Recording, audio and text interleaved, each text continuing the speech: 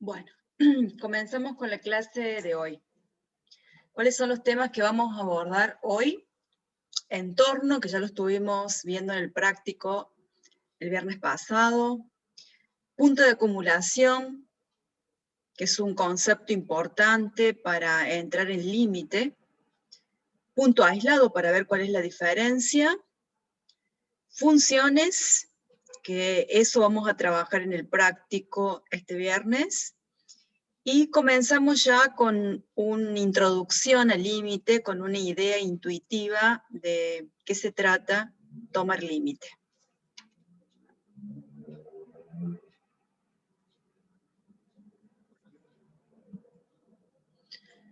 Bueno, comencemos con entorno. ¿Cuál es la definición de entorno? Es un conjunto de puntos, hasta ahí lo mismo que un intervalo, pero estos puntos se encuentran situados alrededor del punto A, o también llamado centro del entorno. Y ahí está la diferencia con un intervalo. Un intervalo no hace referencia a ningún punto en particular, en cambio el entorno sí a su centro. Estos puntos nunca alcanzan los extremos, por lo tanto va a ser abierto en los extremos, y estos extremos se encuentran situados a una distancia delta del punto A. Del centro del entorno se encuentran a una distancia delta. ¿Cómo vamos a representar gráficamente un entorno? Paso la recta real, ubico el origen y el punto A, que podrá ser un valor positivo o negativo, el centro del entorno. Entonces van a ser todos los puntos que están alrededor de A, sobre la recta real, alrededor de A, todo esto que están pintados en azul, que como nunca alcanzan los extremos, en los extremos he puesto puntos vacíos, en los extremos es abierto. También podríamos poner un paréntesis sobre los extremos. ¿Y cómo se obtienen estos extremos? Conociendo el centro y la amplitud o el radio. Entonces, a partir del centro, vamos delta unidades hacia la derecha, por lo tanto, este punto será A más delta. Y si me muevo hacia la izquierda, será menos delta, justamente porque voy en otro sentido. Por ende, este punto, el extremo inferior de este conjunto, es A menos delta. Entonces, cualquier punto X que yo ubique dentro de este conjunto, vamos a ver qué condiciones debe cumplir. Sobre este conjunto, elijo un punto cualquiera, por ejemplo, ese punto X. La diferencia entre el valor de X y el valor de A, entre X menos A, será este segmento.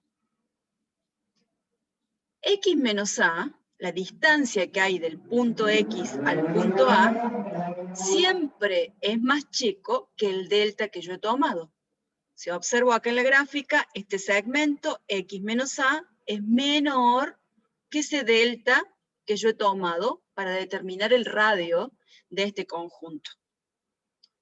¿Qué pasa si ese punto X, en lugar de ubicarse hacia la derecha de A, lo ubico, por ejemplo, acá, donde está el puntero, a la izquierda de A? Cuando yo haga la diferencia entre el valor de X y el valor de A, como el valor de X va a ser menor que el valor de A, esa diferencia me va a dar negativa. Pero como acá hablé en un principio de distancia, la distancia desde X a este segmento es la distancia, vimos la primera clase teórica que cuando nos referimos al concepto de distancia, estamos hablando de valor absoluto. Entonces podemos decir que el valor absoluto de X menos A siempre es menor que el delta que yo he tomado. Y esa es la notación de un entorno.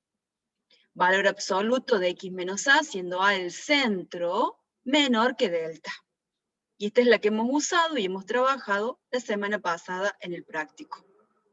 Otra forma de nombrar un entorno es decir, entorno de centro en A y amplitud delta. ¿Cómo se lee? De esta manera. entorno con centro en A, y radio, lo pueden encontrar en algún libro como radio, o amplitud delta. O sea que todos los valores estarán comprendidos en un intervalo abierto. Una vez que yo grafique un entorno, que voy a ver gráficamente un intervalo abierto, desde A menos delta hasta A más delta. ¿Hasta ahí alguna pregunta?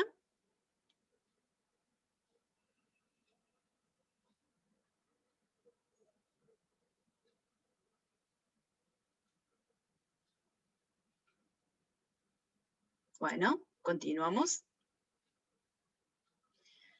Entonces acá vemos gráficamente que nos quedó determinado un intervalo abierto, donde hacemos referencia a su centro, pero no necesitamos marcarlo o destacarlo como está acá. Lo que sí, para plantear que es un entorno, he resaltado el centro de este conjunto al que hacemos referencia cuando hablamos de un entorno. Además, si lo relacionamos con el lenguaje coloquial, cuando hablamos de nuestro entorno, hablamos de lo que nos rodea. Bueno, lo que está alrededor de este punto, que es el centro de este conjunto.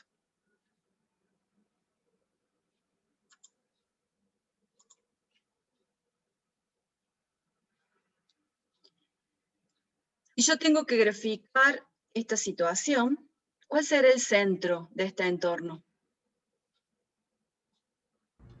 -4. -4. Y la amplitud siempre es positiva, 3. Entonces, a partir de -4, voy a sumar 3 unidades para encontrar el extremo superior, y voy a restar, porque me voy hacia la izquierda, 3 unidades para determinar cuál es el extremo inferior. Otra notación que podemos usar es esta: entorno de centro en -4 y amplitud 3.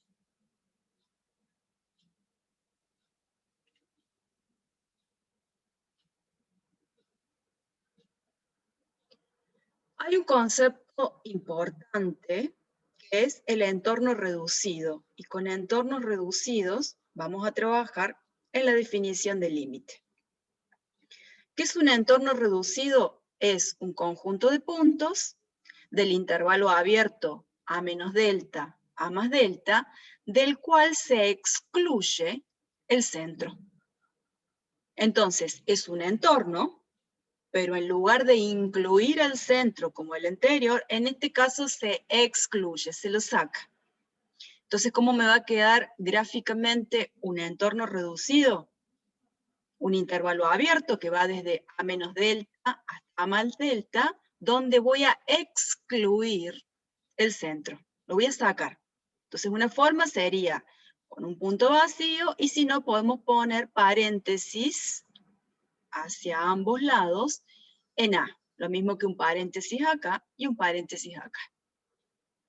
Entonces, si yo tengo esta situación, estoy hablando de un entorno reducido, un conjunto de puntos dentro de un intervalo abierto donde no se incluye el centro. ¿Cuál es la notación para un entorno reducido? Valor absoluto de x menos a menor que delta. Hasta acá esta parte es igual que el entorno que vimos recién, pero dice mayor que 0. Entonces, cada vez que yo vea mayor que 0, estoy hablando de un entorno reducido. ¿Por qué? Porque al exigir que el valor absoluto de x menos a sea mayor que 0, eso equivale a decir que x nunca puede valer a. ¿Por qué? Porque si x vale a, acá me queda a menos a, 0. Y si esto tiene que ser mayor que 0, es porque x no debe ser igual a a. ¿Quedó claro esa parte? Sí, profe. ¿Lo puedo repetir? ¿Cómo me doy cuenta que estoy en presencia de un entorno reducido? Bueno, si tengo su gráfica, y si es un conjunto de puntos, un intervalo abierto donde el centro queda fuera de este conjunto, entonces se trata de un entorno reducido. Ahora, si a mí me dan un ejercicio para trabajar con la notación de entorno reducido, ¿cómo lo identifico? Este mayor que 0 me está indicando que es un entorno reducido. ¿Por qué? Porque al exigir que el valor absoluto sea mayor que 0, lo que estamos diciendo es que este valor de x nunca puede tomar el valor a. Porque si x vale a, acá me va a quedar a menos a, 0, y ahí se va a verificar la igualdad. Y acá no dice igual, dice mayor que 0. Entonces, cuando yo tenga un ejercicio donde aparezca esta doble desigualdad y este mayor que 0, entonces, cuando yo grafique, me va a quedar una situación como esta, me va a quedar un entorno reducido. También la notación puede venir así, entorno, y este apóstrofe que tiene ahí me indica entorno reducido, o en algunos libros aparece como E asterisco. Entonces, cuando yo leo esto, dice entorno reducido de centro en A y amplitud delta. Entorno reducido de centro en A, ahí me equivoqué, le vamos a modificar. La amplitud no es H, es delta.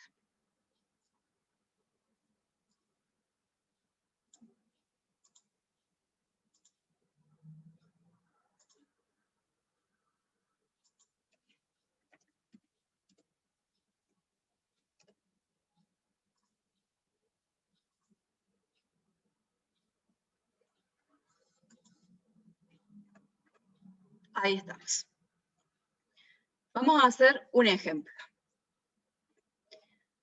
Si el ejercicio dice, grafique esta situación, al yo ver este mayor valor absoluto mayor que 0 y menor que 3, ya sé que me va a dar por resultado un entorno reducido. ¿Cómo lo voy a graficar? Busco su centro. ¿Cuánto valdría el centro acá? 2. 2. Y la amplitud es 3. Entonces voy a trazar la recta real, ubico el centro 2, y a partir de ahí 3 unidades hacia la derecha, 2 más 3, 5, y 3 unidades hacia la izquierda, 2 menos 3, menos 1. Como dice acá mayor que 0, entonces no incluye su centro. El viernes en el práctico hicimos este ejercicio. Lo trabajamos analíticamente desde otro punto de vista. Lo trabajamos pensando que lo que teníamos dentro de las barras de valor absoluto podía ser una cantidad positiva o una cantidad negativa. Si era positivo, le quitábamos las barras de valor absoluto y lo escribíamos como viene la expresión en el ejercicio. Y si era negativo, también le sacamos las barritas de valor absoluto y le anteponíamos un signo menos. En ambos casos lo que hicimos fue despejar X del término central y graficar. ¿Qué se observa de la gráfica? Que me quedó un entorno reducido. No lo trabajamos con este concepto porque todavía no lo habíamos visto en la parte teórica. Pero como veo, es un entorno que tiene centro en 3, y amplitud 1. Entonces me voy una unidad hacia la derecha y una unidad hacia la izquierda. Y de ahí obtengo los extremos. Este ejercicio pedía el enunciado que diéramos la solución como un intervalo, o como una unión de intervalos como nos quedó acá.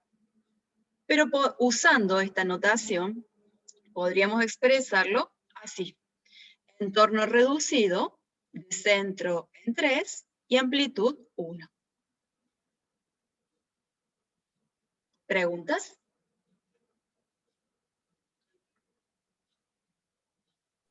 No, profe.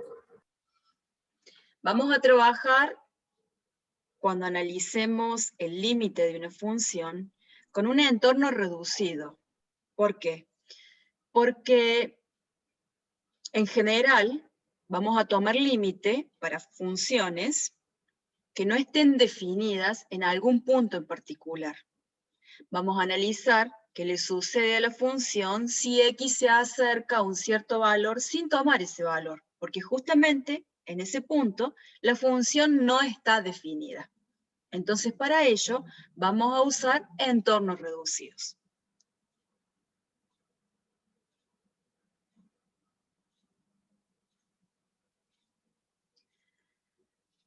¿Qué es un punto de acumulación? Si C es un conjunto de puntos de la recta real, un punto A es un punto de acumulación de este conjunto, si a todo entorno reducido de A pertenece por lo menos un punto de C. Entonces, voy a trabajar con la recta real. A, un punto cualquiera sobre la recta real, será punto de acumulación si todo entorno reducido, todos los valores que estén hacia la derecha y hacia la izquierda sobre la recta real, alrededor de A, sin incluir a A, porque es un entorno reducido, alguno de esos puntos pertenece al conjunto C. El punto A puede pertenecer o no a este conjunto. Entonces, ¿cómo vamos a definir en forma matemática esta situación? A es un punto de acumulación de C, si y solo si, este símbolo significa para todo, si y solo si para todo entorno reducido de centro en A y amplitud delta, existe algún punto X tal que ese valor de X pertenezca al conjunto C y, además, X pertenezca al entorno reducido de centro en A y amplitud delta.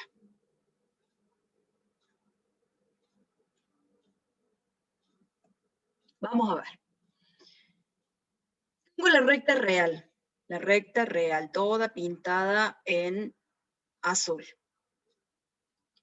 Sobre esta recta real tomo un punto A.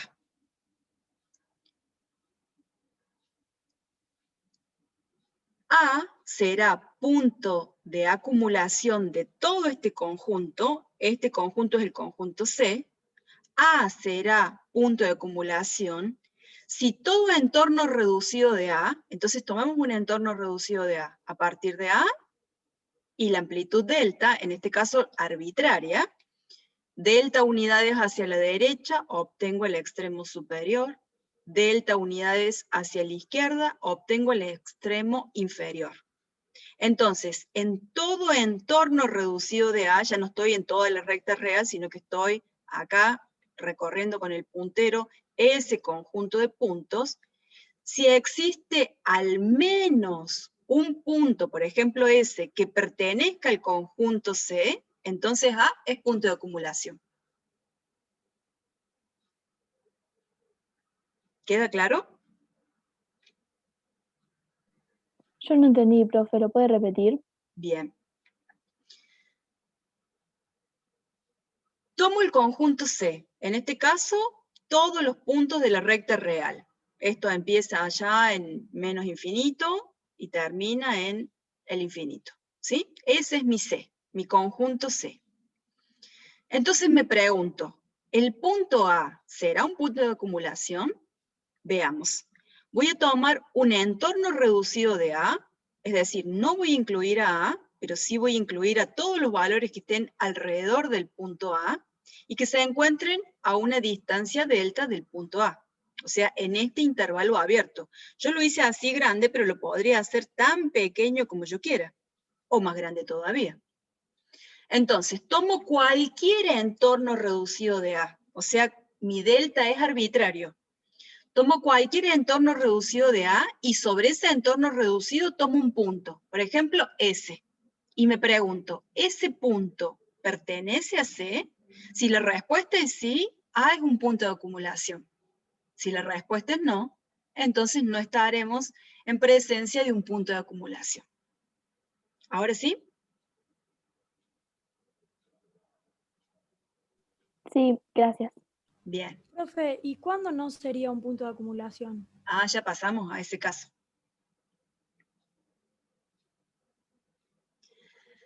Acá tengo un intervalo, ¿de qué tipo? Cerrado. Un intervalo cerrado. Si el conjunto C es un intervalo cerrado, todos sus puntos son puntos de acumulación. Por ejemplo, el punto A, ¿pertenece a este conjunto? Sí. ¿El punto A es un punto de acumulación? A ver, tomemos un entorno reducido de A, es decir, en lugar de un punto lleno, ahora pensemos que lo puedo borrar y poner un punto vacío. Tomemos un entorno reducido de A, o sea, definamos un delta, supongamos que una unidad es mi delta, ¿sí? Entonces, este nuevo punto, ahí donde estoy con el puntero, será A más delta, y hacia la izquierda voy a estar en A menos delta, ¿sí? Todo esto que estoy recorriendo acá con el puntero sería mi entorno reducido, abierto acá, abierto en el centro y abierto en el otro extremo. Ahora voy a tomar un punto dentro de este conjunto. Ese punto, ahí, ¿pertenece al conjunto intervalo cerrado? La respuesta es sí. Entonces, es un punto de acumulación. Ahora ustedes me dirán, pero si yo me pongo acá a la izquierda, no va a pertenecer. ¿Pero qué dice la definición? Por lo menos, a ver de nuevo, A es un punto de acumulación de C si a todo entorno reducido de A pertenece por lo menos un punto de C. Entonces, acá, si me paro a la derecha, por lo menos hay uno, y hay muchos más que uno, un punto que pertenece a C. Entonces se dice que A es un punto de acumulación. Y lo mismo va a pasar en B, y obviamente lo mismo va a pasar en cualquier punto que yo elija dentro de este conjunto. Entonces, conclusión, si tengo un intervalo cerrado, todos sus puntos serán puntos de acumulación.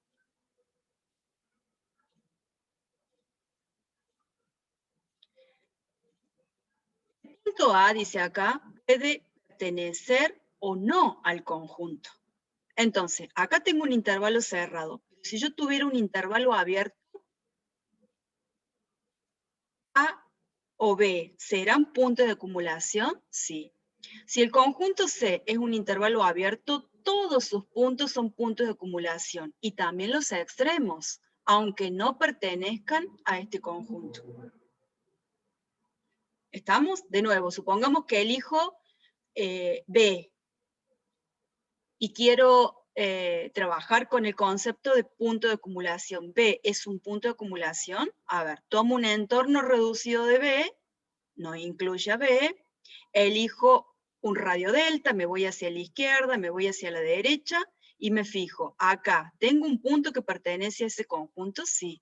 Acá a la derecha no tengo ninguno, pero la definición dice que tiene que haber por lo menos un punto que pertenezca al conjunto C.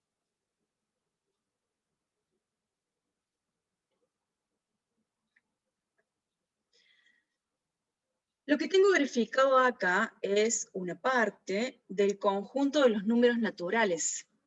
Recuerden la clasificación numérica que hicimos la primera clase. Los números naturales son los números enteros positivos. La pregunta es, ¿los números naturales, cualquiera que elija, es un punto de acumulación?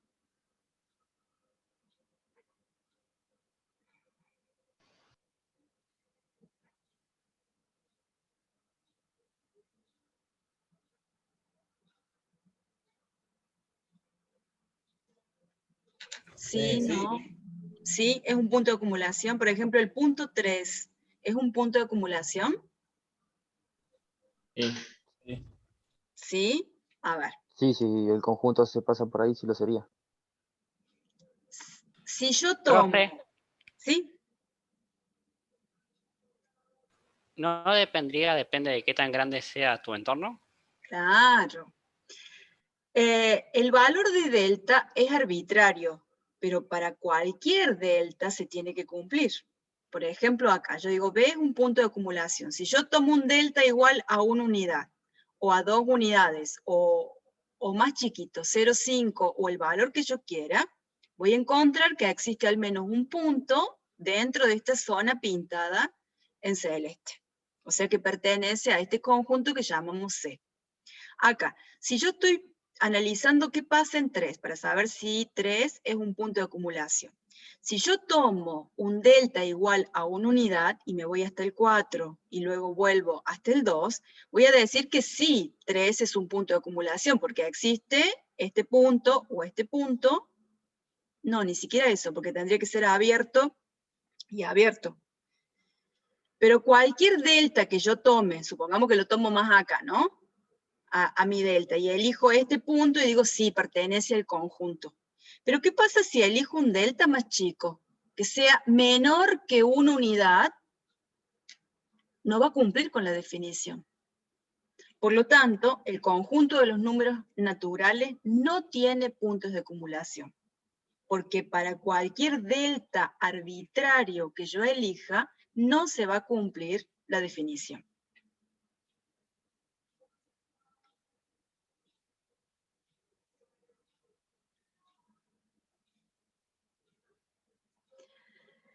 ¿Cuándo no sería un punto de acumulación? Me preguntaron recién. Bueno, acá tenemos un caso. Estos puntos no son puntos de acumulación.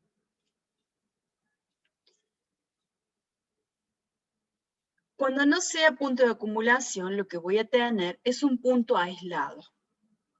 Un punto A que pertenece al conjunto C es un punto aislado si y solo si existe un entorno reducido de A al cual no pertenece ningún punto al conjunto C. Entonces, ¿cómo definimos esto? A será un punto aislado de C si y solo si A pertenece al conjunto C y además existe un entorno reducido de centro en A y amplitud delta, tal que la intersección entre el entorno reducido y el conjunto C es el conjunto vacío. O lo que es lo mismo, no existe ningún punto que pertenezca al conjunto C, en ese entorno reducido.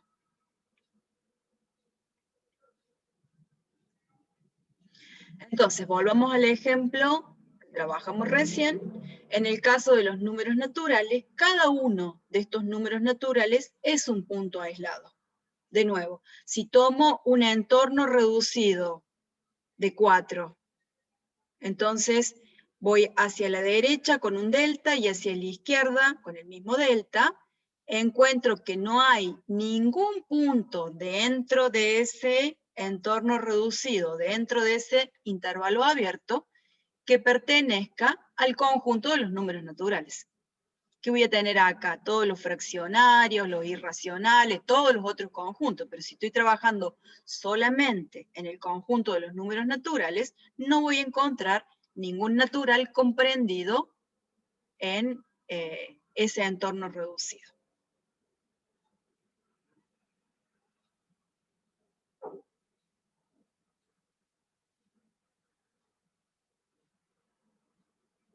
Bien.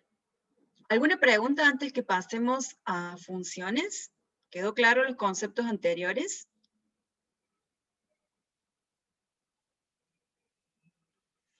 Sí, profe. Bueno. Sí, profe. Ya vamos a encontrarle una aplicación a eso que hemos visto, pero necesitamos manejar esos conceptos para definir luego otras cosas. Yo les comenté que en esta materia, en el cálculo, íbamos a trabajar con 3 pilares. Uno de ellos es el límite, otro de ellos es la derivada, y el último, la integración. Y que en todos los casos íbamos a usar funciones. Entonces es preciso definir qué es una función. Dados dos conjuntos A y B, donde A está incluido en el conjunto de los reales, y lo mismo pasa con B, dijimos que vamos a trabajar en el campo real, cuando hicimos la clasificación numérica, yo les comenté que nuestro interés estaba situado en el conjunto de los números reales. Entonces, tanto este conjunto A como este conjunto B está incluido en el conjunto de los números reales. Si yo vinculo los elementos del conjunto A con los elementos del conjunto B, este conjunto A se denomina conjunto de partida, y este conjunto B se llama conjunto de llegada. Si vinculamos los elementos de A con los elementos de B, vamos a generar una relación. De todas las relaciones, las que nos interesan a nosotros son las denominadas funciones. Entonces, aquellas relaciones que hacen corresponder a cada elemento del primer conjunto, o llamado conjunto de partida, o también llamado dominio, le va a corresponder tan solo un elemento del segundo conjunto, es decir, del conjunto de llegada, o también llamado codominio. Entonces, si eso ocurre, si a cada elemento de A le corresponde uno y solo un elemento de B, entonces estamos en presencia de una función. Entonces observemos estos gráficos que tengo acá. En el primer gráfico, conjunto A, conjunto B, conjunto de partida, conjunto de llegada, lo que estamos vinculando es un elemento de A con un elemento de B. Un elemento de A con uno y solo un elemento de B. Y acá también pasa lo mismo. Un elemento de A con uno solo de B, un elemento de A, aunque los dos estén en A, no importa, un elemento de A con uno de B. Si eso ocurre, estamos en presencia de una función. En cambio, si a un elemento de A le corresponde más de un elemento en el conjunto de llegada, eso no es una función, eso es una relación. Nosotros vamos a trabajar con funciones. Entonces decimos que en una función, a cada elemento del dominio, ¿y qué es el dominio? El dominio es el conjunto que aloja todos los valores que puede tomar la variable independiente. Es decir, todos los valores que nosotros le podemos dar a X. Tendrán solo una imagen, aunque un elemento del conjunto de llegada puede ser imagen de más de un elemento del dominio. ¿Qué es lo que pasa acá? Esta imagen es la imagen de más de un elemento del dominio, pero se sigue cumpliendo que para cada elemento del dominio le corresponde una y solo una imagen.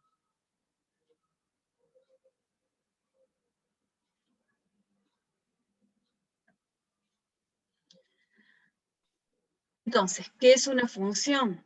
Una función, vamos a trabajar con f, lo hemos hecho cuando hemos trabajado con GeoGebra, por ejemplo, que decimos f de x.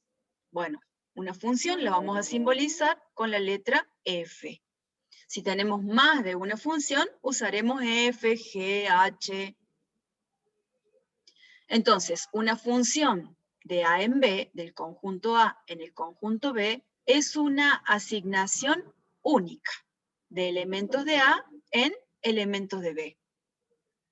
Profe, ¿Sí? ¿podrías volver un segundito a la diapositiva anterior? Ahí está.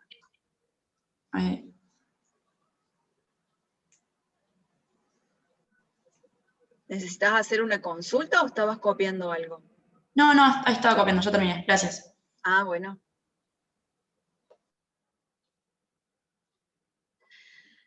Entonces, decimos que una función es una asignación única. A cada elemento de A le corresponde un y solo un elemento en B.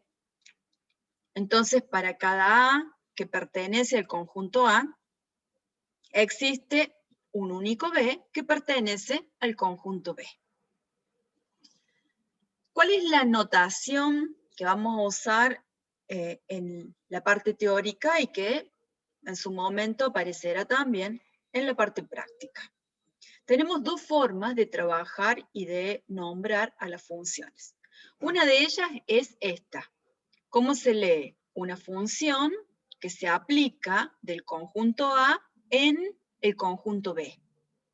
Y acá le vamos a agregar tal que y definimos cuál es la función. Supongamos que sea una parábola f de x igual a x al cuadrado.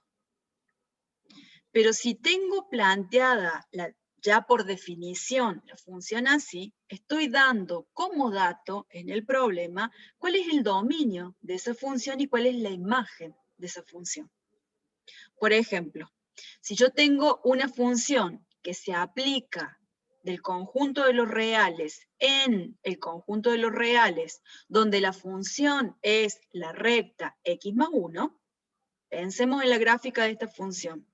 Va a cortar al eje y en 1 y al eje x en menos 1. Unamos esos dos puntos y nos va a quedar una recta creciente, una recta que se va para arriba. ¿Cuál es el dominio de esa recta? ¿Qué valores puede tomar esta x? Todos los que yo quiera, el conjunto de los reales. Entonces, este primer conjunto A lo que define es el dominio de la función. Ya me da como dato cuál es el dominio. Una vez que yo tenga graficada la recta, ¿cuál será la imagen? ¿Cuáles son los valores que toma I? Y también todos. Si yo le grafico a la recta y vengo desde abajo hacia arriba, y toma valores comprendidos entre menos infinito y más infinito. Entonces, ¿cuál va a ser la imagen de esa función? También el conjunto de los reales. Entonces, si viene expresada la función así, ya tengo esos datos. Habrá ejercicios donde justamente lo que nosotros tenemos que hacer es calcular cuál es el dominio de la función, determinar cuáles son los valores que nosotros le podemos asignar a x, a la variable independiente. Si la función no viene expresada así, y viene expresada de esta forma, que es la más común, es la que ustedes seguro que han visto en el curso de ingreso. Agostina, pregúntame. Sí, profe. ¿Codominio es lo mismo que imagen? No. El codominio es todo el conjunto B. Vuelvo a la grafiquita del conjunto. El conjunto A sí o sí está el dominio de la función. El conjunto B o conjunto de llegada, o también llamado codominio, de acuerdo a cómo esté definida la función, podrá ser el conjunto de los reales, que sería el más grande que podemos tener, o algún subconjunto dentro de los reales. Pero todo lo que nos quede acá dentro como imagen de la función, eso va a estar dentro de un conjunto que se llama la imagen.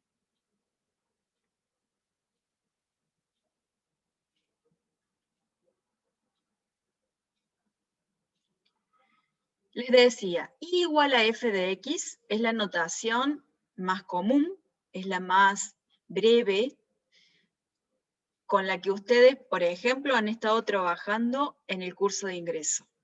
I igual a x, I igual a x cuadrado más 7x menos 5, I igual a seno de x, y así. En definitiva, todas las funciones que han visto, seguramente la han trabajado como I igual a una función de x. Una función, que ya vamos a ver, la clasificación puede ser cualquiera de esas que nombré. ¿Cómo se lee esto? I es una función de x. ¿Quién es x? X es la variable independiente. ¿Por qué se llama independiente? Porque justamente puede tomar cualquier valor, pero cuidado, dentro de su dominio. Yo a x, vuelvo a la diapo anterior, a x le puedo dar, por ejemplo, en este caso, el valor A, el valor B, el valor C, pero cualquier valor que esté dentro de este conjunto. No le puedo dar un valor que no pertenezca al dominio, es decir, no le puedo dar a X un valor el cual no me permita poder calcular la imagen. Por eso es muy importante en las funciones el cálculo de dominio. Que de nuevo, si la función viene expresada así, el dominio es dato. Pero no siempre la vamos a encontrar expresada de esta forma. F de x es la imagen, el valor de la función cuando x toma un valor particular. Y bueno, acá dice, nos interesan las funciones cuyo dominio y recorrido, también pueden encontrar la imagen como el recorrido, son conjuntos de números reales, razón por la cual Estas funciones reciben el nombre de funciones reales de una variable real o simplemente funciones escalares. Y acá van a encontrar la diferencia cuando cursen Análisis Matemático 2. Nosotros en Análisis Matemático 1 trabajamos con funciones escalares. En Análisis Matemático 2 van a trabajar con campos escalares o con funciones vectoriales, donde las variables independientes van a ser vectores.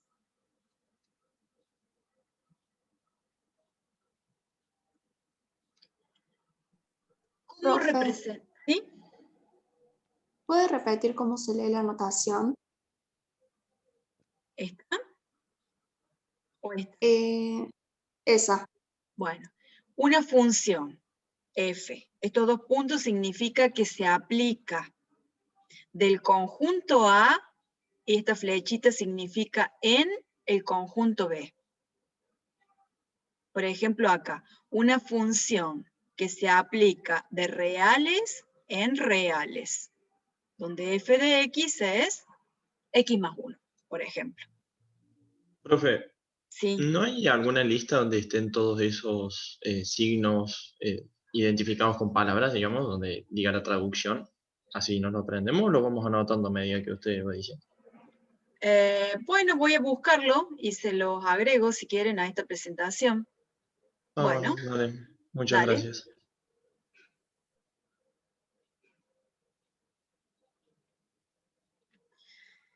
Bueno, ¿cómo vamos a representar una función? Que es la parte más importante, y vamos a trabajar mucho con gráficos de funciones, no solamente en la parte teórica para definir algún concepto, sino también en la parte práctica. Entonces, nosotros en Análisis Matemático 1 vamos a trabajar en el plano, es decir, el eje X, el conjunto de los reales, el eje Y, el conjunto de los reales. O sea, en R por R, es decir, en R2. Esta notación de R2, R3, Rn, la van a ver en álgebra, como para que hagan una comparación entre estas dos materias. Ambas trabajan números y operaciones, pero con distintos puntos de vista. Estamos hablando de lo mismo, pero estamos analizando las situaciones desde otro punto de vista. Entonces, ¿dónde se grafican estas funciones? En el plano. Si yo leo R2, significa en el plano. Si tuviéramos R3, estaríamos en el espacio, y así sucesivamente. Entonces, ¿qué vamos a graficar en el plano? Los ejes cartesianos ortogonales. Vamos a trazar en forma horizontal el eje X y en forma perpendicular, a 90 grados, el eje Y. Podemos usar la misma escala, como en este caso, en ambos ejes, o podemos usar, de acuerdo al gráfico que tengamos, en algunos casos conviene trabajar con distintas escalas.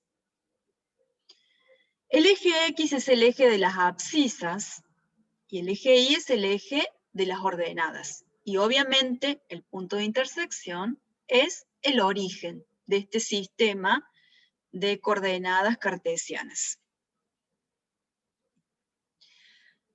¿Cómo ubico cualquier punto en el plano? Bueno, un punto P que pertenece a este plano tendrá dos coordenadas. Un punto P se identifica como un par ordenado.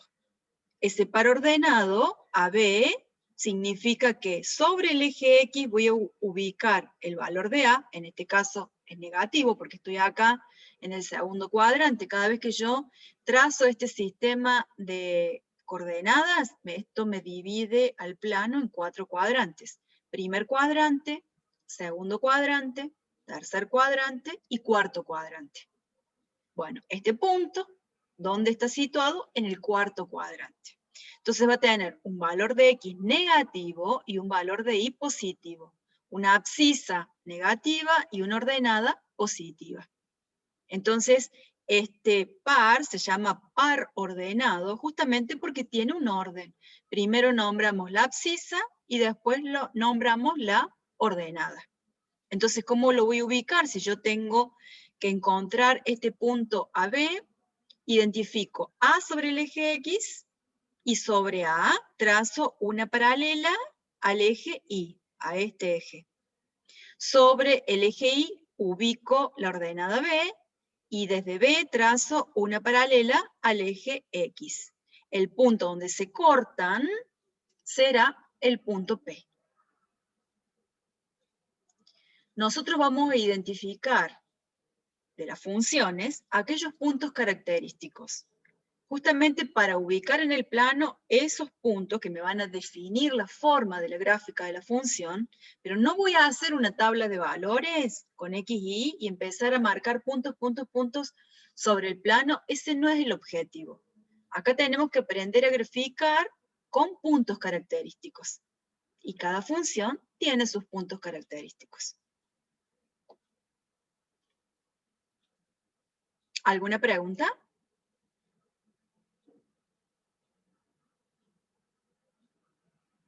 Vamos bien, entonces.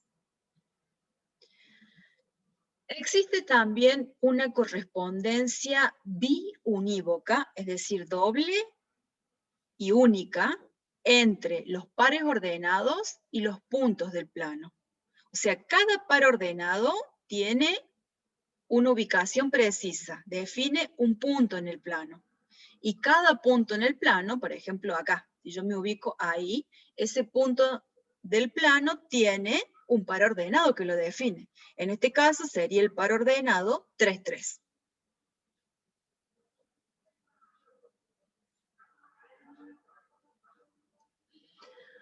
Bueno, las funciones que dijimos cuando estoy en presencia de una función, cuando a cada elemento del dominio le corresponde uno y solo uno en la imagen.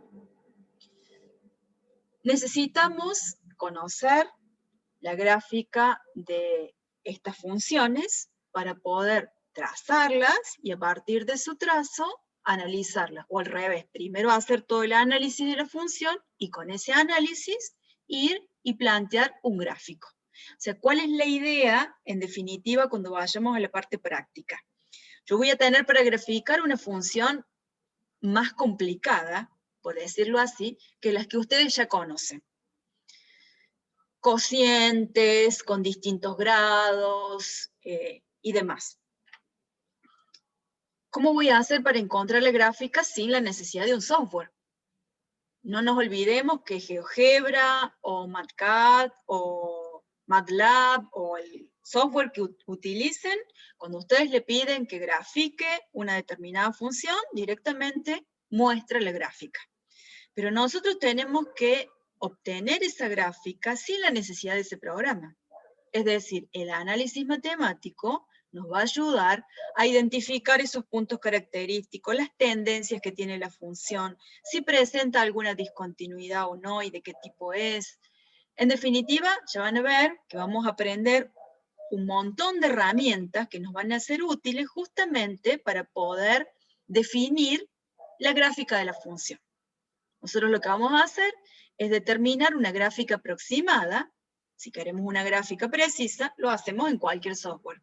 Pero por lo menos la forma que va a tener la gráfica la tenemos que determinar. Entonces, ¿cuáles son las funciones con las que vamos a trabajar?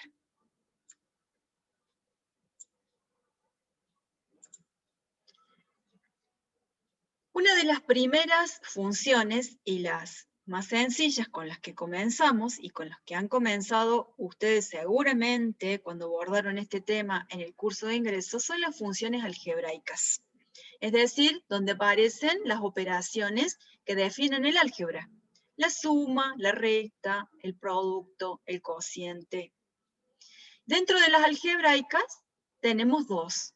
Las racionales, es decir, cuando el exponente de la variable independiente es un entero, que podrá ser positivo o negativo, o las irracionales, ya cuando ese exponente es una fracción, o en su defecto, la variable independiente está bajo el signo radical. Luego tenemos las funciones trascendentes. ¿Por qué se llaman trascendentes? Justamente porque trascienden el álgebra. Es decir, las trascendentes, ¿cuáles son? Las trigonométricas, las exponenciales y las logarítmicas. Y también las funciones hiperbólicas.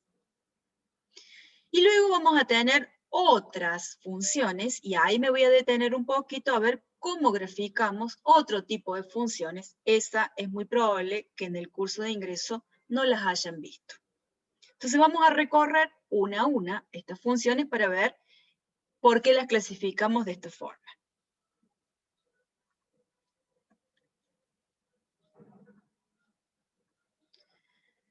Las primeras que aparecen en este grupo son las funciones algebraicas. Se denominan así porque las operaciones que vinculan la X con la Y, la variable independiente con la variable dependiente, ¿por qué se llama variable dependiente? Justamente porque depende de los valores que tome X. Entonces, esta vinculación que hay está dada por las operaciones de suma, de resta, de producto, de cociente, de potenciación y de radicación. Todas las operaciones definidas en los conjuntos numéricos. Dentro de las algebraicas tenemos las racionales y las racionales enteras. Cuando tengo una función racional, dentro de las funciones algebraicas, las denominamos de esta forma, a aquellas funciones donde la vinculación que hay entre X e Y está dada por estas operaciones. Suma, resta, producto y cociente. O sea, no aparecen ni la potencia ni la raíz. Y dentro de las racionales serán las enteras, donde los exponentes serán números naturales. ¿Los exponentes de quién? De la variable independiente. Los exponentes de X van a ser números naturales, es decir, enteros positivos. Acá tengo el exponente de X es 1. Acá, este es una ecuación, perdón, es una función de segundo grado, porque la mayor potencia de X es 2. Esta primera es una función lineal, una recta, y este tercer ejemplo es una función cúbica. En todos los casos observamos que siempre X tiene un exponente natural, un entero positivo. Entonces, en estas situaciones, las funciones serán racionales enteras.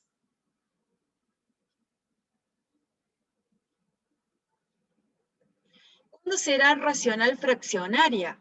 Cuando este exponente, y vuelvo a esta diapositiva, en lugar de ser un número natural, es un número negativo, o en su defecto se encuentra la X en el denominador. Entonces, ¿qué observo acá? Tengo X en el denominador. Lo mismo pasa en este caso, y lo mismo pasa acá. Entonces, cada vez que se encuentre la X en el denominador, o en su defecto, si la tengo en el numerador, pero con exponente negativo, estoy en presencia de una función racional fraccionaria.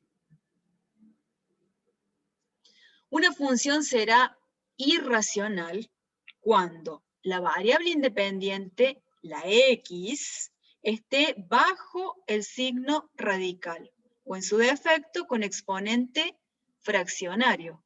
Recuerden que si tengo un exponente fraccionario, eso yo lo puedo convertir en una raíz, donde el denominador de esta fracción es el índice de la raíz, en este caso sería una raíz cuadrada, y el numerador de la fracción es el exponente que va a tener la X. O sea que si esto lo escribimos de otra forma, sería 5 por la raíz cuadrada de X al cubo.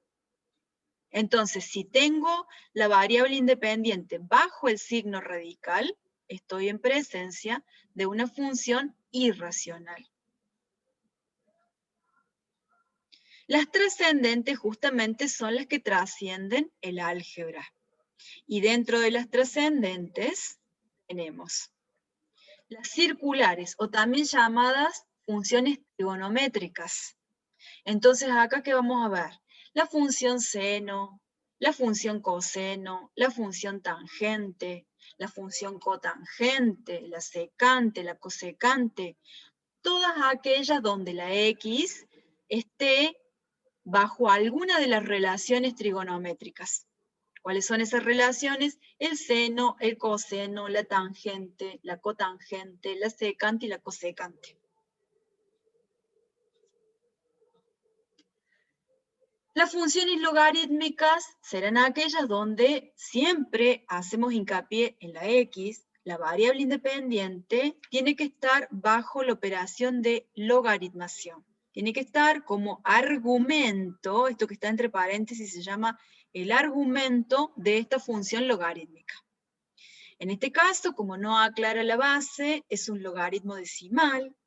Otro logaritmo muy común que vamos a usar es el logaritmo natural, que lo vamos a simbolizar con ln, donde la base del logaritmo natural es el número e. Las funciones exponenciales siguen dentro de estas funciones trascendentes. Las exponenciales son aquellas donde la x, donde se encuentra en el exponente. Ven que en todos estos casos, la x está en el exponente.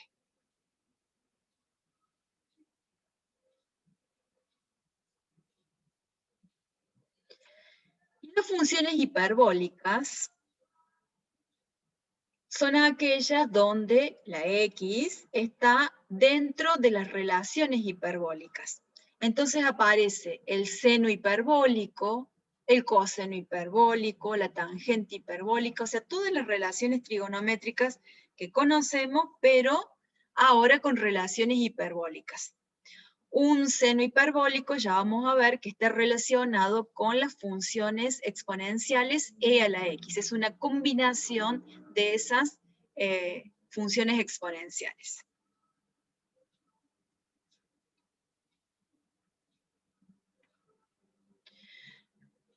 Entonces, ¿qué nos interesa de estas funciones?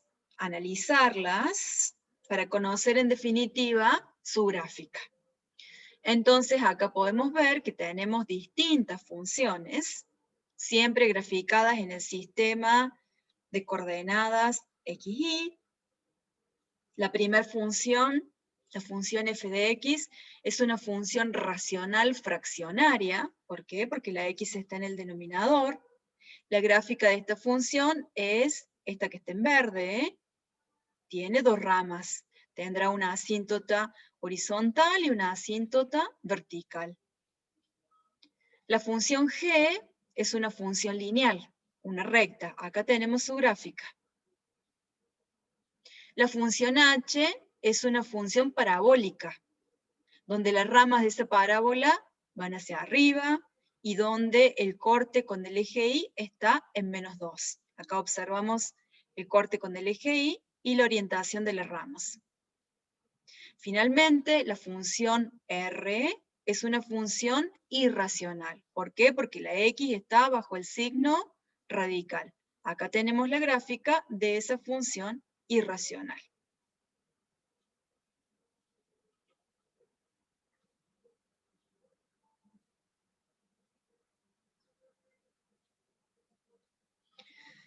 Bien, hacemos un corte de 15 minutos, ¿les parece? 7:30, continuamos. ¿Tienen alguna pregunta? No, profe. ¿Vamos bien? No, profe. No. Bueno. No, profe, está bien.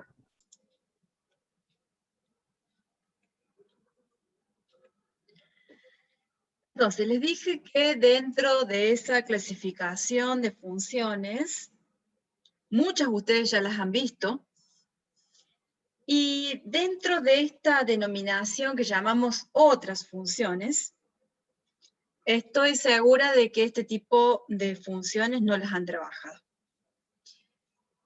Se incorporan en este grupo a las funciones que o no cumplen con alguna de las características antes indicadas, o sea, no sería ni una función racional, ni una función trigonométrica, ni una función irracional, o sea, no la puedo clasificar, colocar adentro de esa clasificación, o que presentan situaciones específicas que nos llevan a un estudio particular.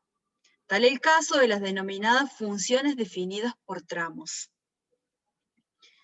También lo pueden encontrar en algunos libros como funciones definidas por trozos.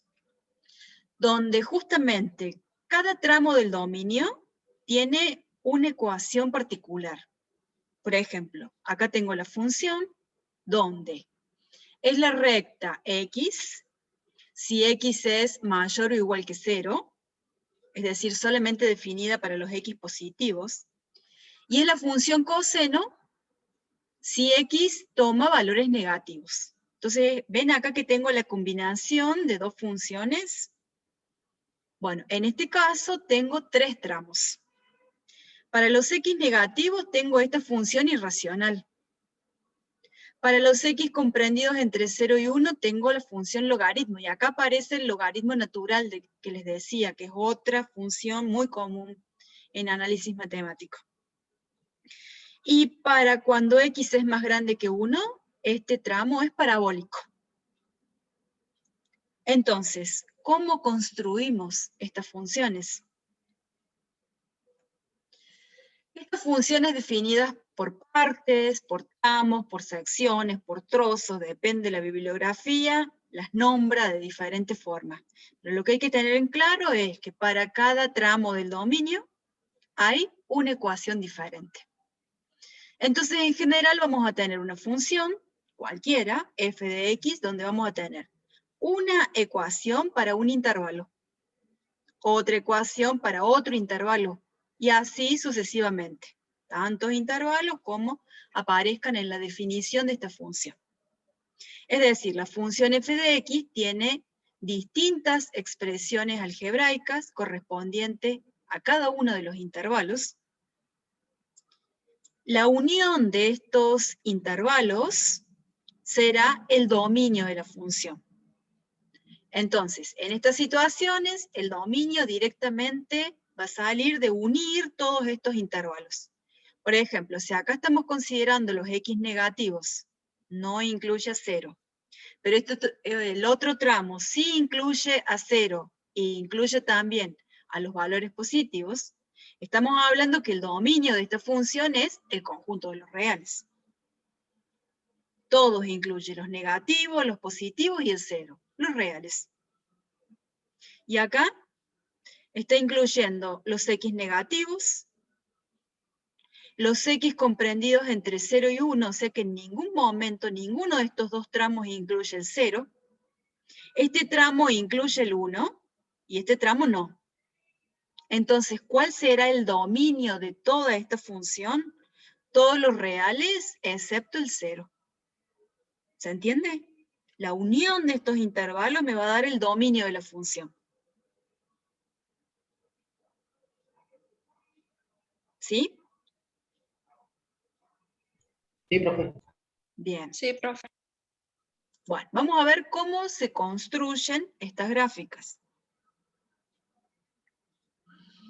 Vamos a ver cómo graficar una función definida por tramos. Entonces, tengo que determinar la gráfica de f de x que cumple con estas características. Tenemos acá un tramo lineal, una recta. ¿Cuándo está definida esta recta? Para todos los x que pertenecen a este intervalo, cerrado en 1 y abierto en el infinito. Podríamos escribir en lugar de esto, x mayor o igual que 1. Después tenemos un tramo parabólico. Esta parábola está definida para cuando x se encuentra en este intervalo semiabierto. Cerrado en -2, abierto en 1. También podríamos escribir esto como x mayor o igual que -2 y menor que 1. Y finalmente tenemos otro tramo parabólico, otra parábola distinta, si x está comprendido en el intervalo abierto, -5, -2. Entonces, vamos a definir primero el dominio. Dijimos que la unión de todos estos intervalos me va a determinar el dominio de la función. Entonces voy a tener este intervalo abierto, unión, este intervalo que es semiabierto, o también lo podemos definir como semicerrado, y luego este intervalo que es semi-infinito. Entonces vemos que, ¿incluye el -2? Sí. Incluye el 1 también. Entonces, comienza, si voy desde izquierda a derecha, ¿no? El extremo inferior es -5 y extremo superior no tiene. Entonces va a ser abierto en -5 y obviamente abierto en el infinito. O sea que desde -5 hacia la derecha voy a tener las gráficas de todas estas funciones. Bueno, vamos a comenzar tramo a tramo a poder graficarlas. Entonces, he marcado acá solamente para que nos ubiquemos cuáles son estos tramos. Después vamos a ver que en la última parte eso no va a aparecer. En el intervalo cerrado 1 infinito, es decir, desde x igual a 1 hasta el infinito, tengo que graficar esa función lineal. Una recta que corta el eje y en 3, entonces me voy al eje y ubico el valor 3, ahí tengo un punto, que tiene pendiente negativa, entonces la gráfica va a ser decreciente, y podemos averiguar el corte con el eje X. ¿Cómo se hacía? Igualando a 0 esta ecuación. Entonces escribo 3 menos 1/3 de X igual a 0. Si trabajan ahí algebraicamente, a ver, despejen la X. ¿Qué les da?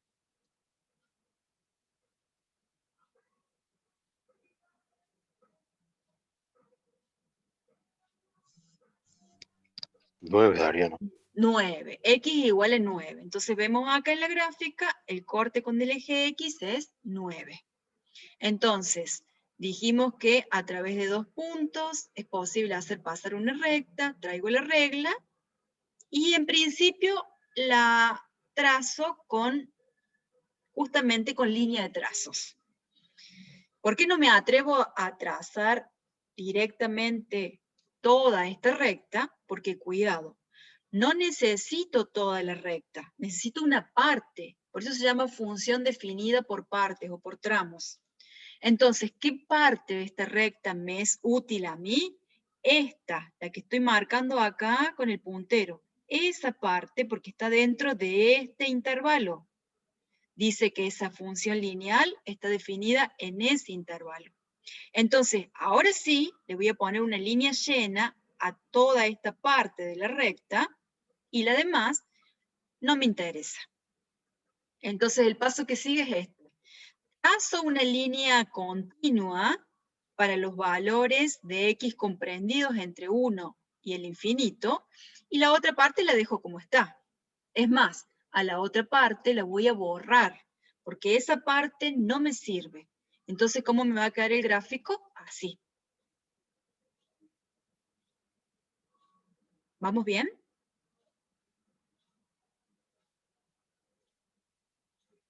Sí, profe. Bueno, De roja llega hasta la parte que incluye el extremo inferior de la recta naranja, digamos. Sí, Y la otra parte, como va al infinito, pasa de largo, digamos. Sí, esta seguiría, ¿no? Entonces, muy buena pregunta. Este punto que está ahí donde estoy con el puntero, está incluido en la gráfica porque justamente dice que es cerrado en 1. Entonces, cuando X vale 1, acá me queda 3 menos 1/3, o sea, 3 por 3, 9, 9 menos 1, 8. 8 tercios. Entonces yo vengo acá y leo 8 tercios.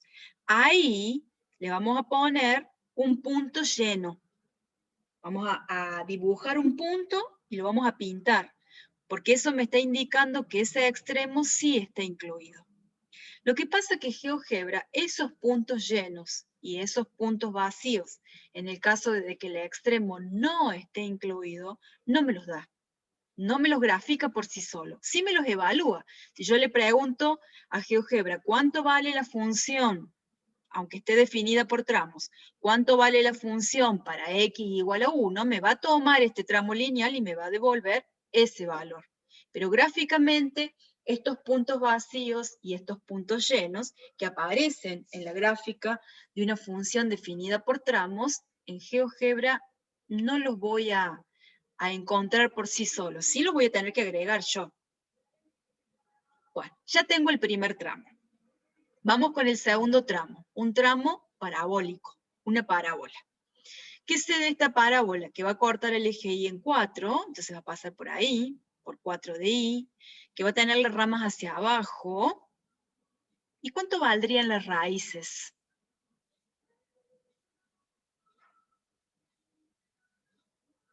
¿Imaginarias? No, porque si va a ir para abajo, va a cortar a X. No le queda otra alternativa. Si yo igualo a 0, 4 menos X cuadrado igual a 0, ¿qué puedo aplicar? Más allá que me pueden decir, hago el cálculo de las raíces por Bhaskara. Pero a ver, algebraicamente, ¿qué puedo aplicar en 4 menos X cuadrado? 2 y menos 2, profe. Bien. Y ese 2 y menos 2 sale de esta, exactamente, de un caso de factoreo que se llama diferencia de cuadrados. Acá tengo justamente una resta de 2 cuadrados. Entonces el factoreo va a ser 2 menos X por 2 más X. Quiere decir que hay una raíz que vale 2 y la otra raíz vale menos 2. Entonces dijimos, pasa por 4 de Y, tiene una raíz que vale 2 y la otra raíz que vale menos 2. Entonces con línea de trazos voy a dibujar como en forma imaginaria mi parábola. Que me va a quedar eso que tengo ahí. Pero cuidado, esta parábola, según dice la función que pretendo graficar, está definida en este intervalo. Cerrado en menos 2, abierto en 1. O sea que incluye a menos 2, pero no lo incluye a 1. Es decir que acá yo debería dibujar un punto vacío y acá debería plantear un punto lleno. El punto lleno me va a indicar si lo incluye, el punto vacío me va a indicar no lo incluye. Entonces voy a trazar en línea continua esta parte que estoy recorriendo de la parábola y me va a quedar así. Entonces ahí tengo el segundo tramo, un tramo parabólico, definido para los valores comprendidos entre menos 2 y 1. De nuevo, acá le falta un punto vacío y acá le falta un punto lleno. ¿Por qué? Porque es cerrado en menos 2 y es abierto en 1. Perdón, profe. Y a la hora de explicarlo, eso lo tenemos que indicar, ¿no? Los puntos. Sí, ya les voy a mostrar al final otra función por tramo donde se va a ver bien esa característica. Bueno, ¿qué me falta ahora? El último tramo. El último tramo, en este caso, vuelve a ser otra parábola. ¿Cuál es la característica de esta parábola? Ramas hacia arriba, corta el eje Y en menos 4. ¿Y cuánto valen las raíces?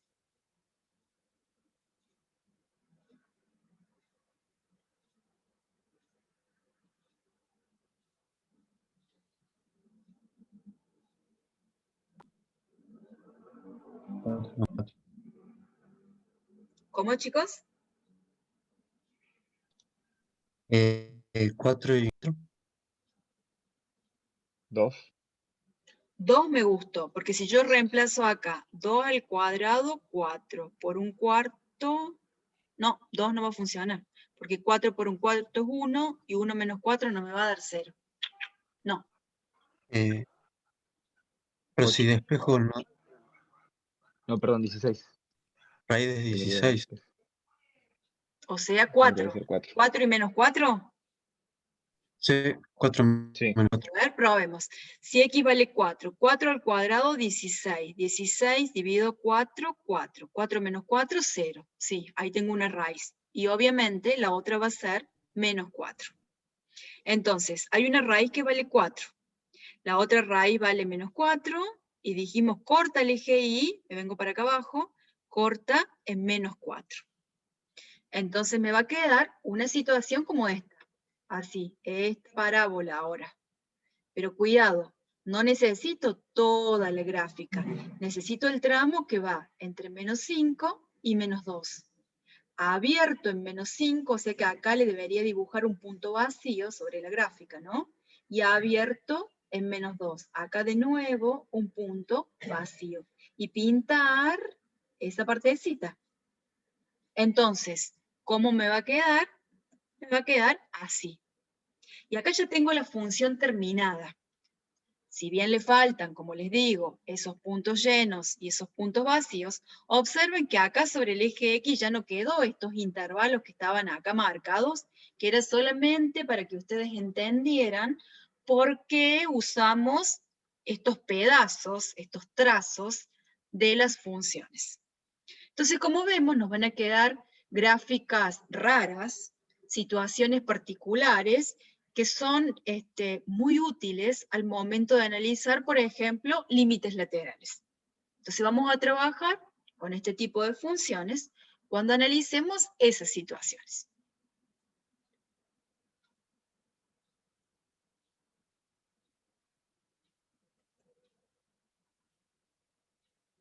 Acá tengo otra, y esta sí, en el agregado de esos puntos que yo les digo, puntos vacíos y puntos llenos. A ver, la analicemos.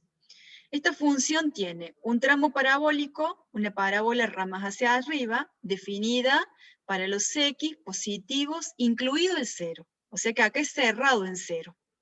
Cuando x vale 0, la función vale 0. Entonces tengo ese punto, que es un punto lleno, porque lo está incluyendo a 0. Está definida para los números positivos, entonces es esta parte de la parábola. Para verla completa, la voy a dibujar acá, sería así, pero no necesito toda, sino que necesito solamente esta parte. El otro tramo es un tramo lineal, donde corta el eje Y en 2, y si despejo de acá, igualando a 0 esta expresión, me va a dar que corta el eje X en menos 2. Entonces, con esos dos puntos, es posible definir toda esta recta. Pero no necesito la recta completa. Necesito solamente la recta definida para los x negativos, de 0 a la izquierda. Pero no lo está incluyendo a 0. Entonces, cuando x vale 0, ese punto sobre la recta no lo incluye, punto vacío. ¿Queda claro? Sí, profe. Sí. Aparte, es necesario dibujar estos puntos vacíos y estos puntos llenos, porque si volvemos al concepto de función, para que sea función, para cada valor de x tiene que haber un único valor de y. Entonces, cuando x vale 0, la función, ¿cuánto vale? 0. No vale 2, no puede valer para x igual a 0, 0 y 2. No puede tomar dos valores en y. Entonces en y tiene que haber uno solo. Por eso si hay un punto lleno, el otro tiene que ser un punto vacío. Si no, no sería función.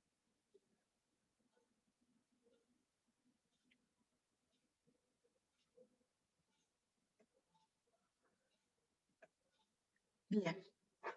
Vamos a ingresar en este nuevo concepto que es el cálculo de límites. Con frecuencia, cuando estudiamos una función y igual a f de x, estamos interesados en averiguar el comportamiento que le pasa a la función cerca de un valor particular x, cerca de un punto determinado, pero no precisamente en ese punto. Entonces la idea de calcular el límite es averiguar qué le pasa a la función si yo me acerco tanto como yo quiera a un valor particular de x, sin darle a x ese valor. Entonces, si la pregunta es, ¿cómo se comporta esta función cerca de x igual a 1? Veamos cuál es la respuesta. Lo primero que hago es graficar la función. Si yo grafico este cociente, x cuadrado menos 1 sobre x menos 1, obtengo una recta. Una recta que tiene una característica en particular. Ahí hay un punto vacío. Cuando x es igual a 1, la función no está definida. ¿Por qué no está definida? Volvamos a la función.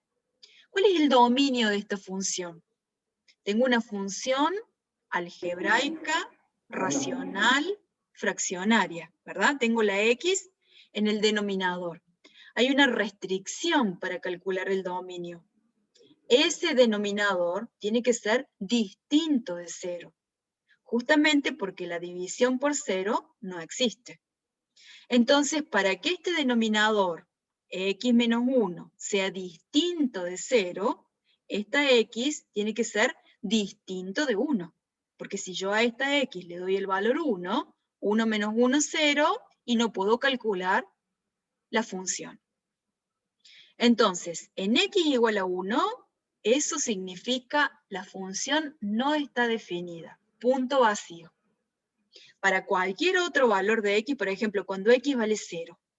Cuando x vale 0, me va a quedar menos 1, dividido menos 1, este cociente se va a hacer igual a 1. Y ahí vemos, cuando x vale 0, la función vale 1.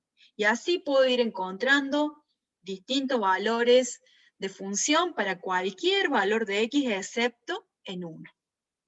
Entonces yo quiero averiguar qué le sucede a la función si yo me acerco tanto por la izquierda, como lo vengo recorriendo con el puntero, por la izquierda como por la derecha a este valor. Entonces, ¿qué se observa en forma gráfica? Por eso es muy útil conocer la gráfica de la función, porque yo puedo resolver el problema tanto de forma gráfica como de forma analítica. Si yo me acerco, me voy a acercar primero por la derecha. Si me acerco por la derecha a x igual a 1, entonces, ¿qué va a suceder? Si yo estoy, por ejemplo, ahí, para ese valor de x, supongamos que sea 1,2. Entonces, corto la función y me vengo acá a la ordenada, ¿y qué voy a leer, por ejemplo? 2,1. ¿Me puedo acercar aún más a este valor? Sí, si me pongo acá, quizás esté en el 1,1. Entonces corto, subo, corto la función, y me voy al eje Y, y leo un valor. 2,05. Y así, a medida que me aproxime yo más y más y más a este valor, ¿qué voy a hacer? Voy a estar viniendo sobre esta recta y me voy a acercar cada vez más y más y más a ese punto vacío, pero voy al eje Y y leo la ordenada y estoy leyendo valores cada vez más próximos al número 2. ¿Estamos de acuerdo? Sí, profe. Si yo me acerco, bien, si yo me acerco al valor 1, pero ahora vengo por la izquierda,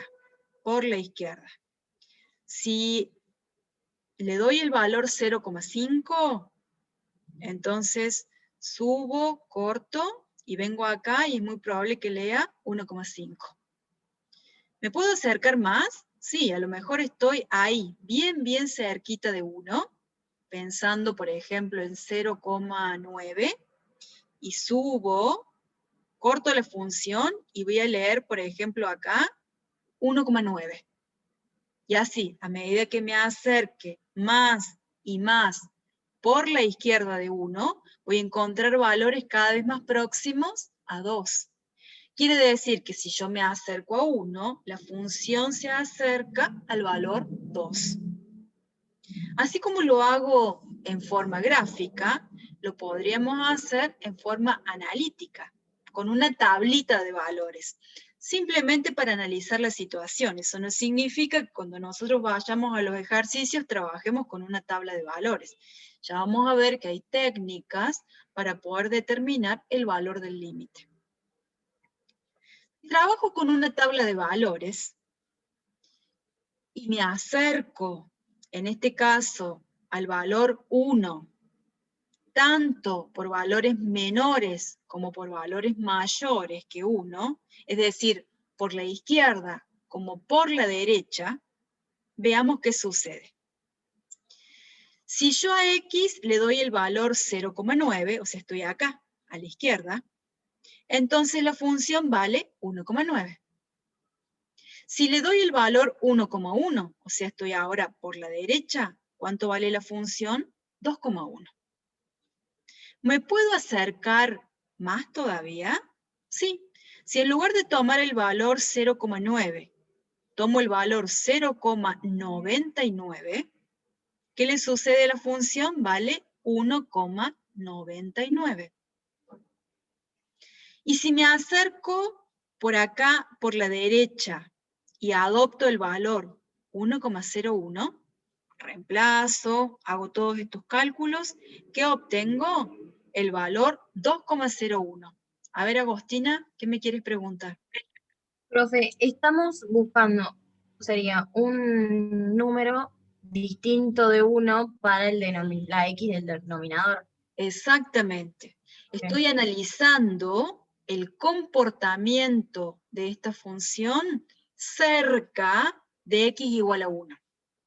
Porque justamente a esta función no le puedo dar el valor 1 porque no está definida en 1.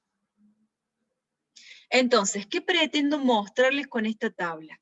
Que a medida que yo me acerco más, acá tengo 2 decimales, acá tengo 3 decimales, acá ya tengo 6 decimales, y alguien escribió en el chat, ¿qué pasa si pongo 0,999 periódico? Y a medida que yo le agregue, luego de la coma, cada vez más y más 9, ¿qué va a suceder? Voy a obtener valores cada vez más próximos a 2. 1,9999 lo puedo aproximar al valor 2. Es casi 2. Y a medida que le agregue más y más ceros a 1, también voy a obtener 2,00001. O sea, valores próximos a 2. Entonces, ¿qué voy a decir? Que la función tiende, se acerca al valor 2. Así como escribió Mateo en el chat. Tiende a 2. Entonces, finalmente, voy a decir que el límite, y así se escribe esta nueva operación, el límite para x que tiende a 1, me acerco a 1, no estoy tomando el valor 1, me acerco a 1, tanto por la derecha como por la izquierda, por valores más grandes y por valores más chicos que 1, el límite de esta función cuando x tiende a 1 es igual a 2. ¿Qué se observa en este gráfico? Estas dos funciones toman el mismo valor, los mismos valores, para cualquier x distinto de 1, son iguales estas dos rectas. ¿Cuál es la diferencia? Que la primera tiene un punto vacío en 1, no está definida en 1, y la segunda sí está definida en 1. ¿Cuánto vale el límite en los dos casos para x que tiende a 1? Si yo me acerco a 1 tanto por valores superiores a 1 como por valores inferiores a 1, ¿qué dijimos que le pasaba a la función? Y se va acercando cada vez más y más a este valor que leo en ordenada, a este valor 2. Y en este caso, lo mismo. Si yo me acerco a 1 tanto por la derecha como por la izquierda, si yo me acerco por la derecha, vengo y estoy cada vez más próximo, más próximo, más próximo, leo acá en ordenada un valor muy cerquita de 2. Y si me acerco por la izquierda, voy a venir por acá, por la izquierda, en la gráfica de la función, y cuando esté ahí, cerquita, cerquita de 1, por valores más chicos que 1, vengo acá al eje de ordenadas, ¿y qué valor leo? Un valor muy próximo a 2. O sea que en ambos casos el límite es idéntico. En ambos casos, esta expresión, el límite para x que tiende a 1, de tanto esta función cuyo gráfico es este que tengo acá, o esta función que es una recta, que sí está definida en 1, Veamos, cuando x vale 1, 1 más 1, 2. En ambos casos, el límite es el mismo. Entonces, ¿qué quiere decir? Que yo voy a tomar, para determinar el límite, un entorno reducido. Volvemos al concepto que expliqué cuando empezamos esta clase. Un entorno reducido es un intervalo abierto que no incluye su centro. Voy a tomar un entorno reducido de 1 en ambos casos y voy a determinar qué le sucede a la función alrededor de ese valor, sin importar qué pasa en ese valor. No me importa si la función está definida o la función no está definida. Tomo un entorno reducido y averiguo qué le sucede a la función. Si la función se acerca a un determinado valor, ese será su límite. Entonces, si f de x está definida en un intervalo abierto alrededor de A, excepto posiblemente en A, es decir, para un entorno reducido de A, tiene que estar definida en ese intervalo abierto. No tiene que ser punto de acumulación. Tiene que tener valores alrededor de ese punto donde estoy tomando el límite que pertenezca al dominio de la función. Y la función está arbitrariamente cerca de un valor que vamos a llamar L, tan cerca como nosotros querramos, entonces, para todo valor de x suficientemente cerca de A, de donde estamos tomando el límite, decimos que la función f de x se aproxima a este límite que vamos a denominar L cuando x tiende a A, y lo vamos a escribir del siguiente modo. Límite a x que tiende a A de esta función igual a L. Y esa va a ser nuestra primera definición de límite. Entonces, para poder determinar si existe el límite L, vamos a analizar un entorno reducido de A y vamos a ver si la función se aproxima a un determinado valor. En este caso, el valor del límite fue 2. Entonces, vamos a decir que el límite existe y vale L si a medida que x tiende a A, la función se aproxima a ese valor L. ¿Estamos con esta primera idea intuitiva de qué se trata tomar límite? Sí, profe. Sí, profe. Bien, entonces vuelvo. ¿Qué es lo que pretendo? Averiguar el comportamiento que le pasa a una determinada función cerca o alrededor de un punto en particular. Para ello, lo que voy a hacer es tomar un entorno reducido de ese punto, que vamos a determinar, o que vamos a llamar en esta parte teórica como A. Vamos a tomar un entorno reducido de A, y vamos a averiguar qué le pasa a la función. Si la función se acerca a un valor finito, L, entonces vamos a decir que el límite existe, y que el límite para cuando x tiende a A de esa función será L.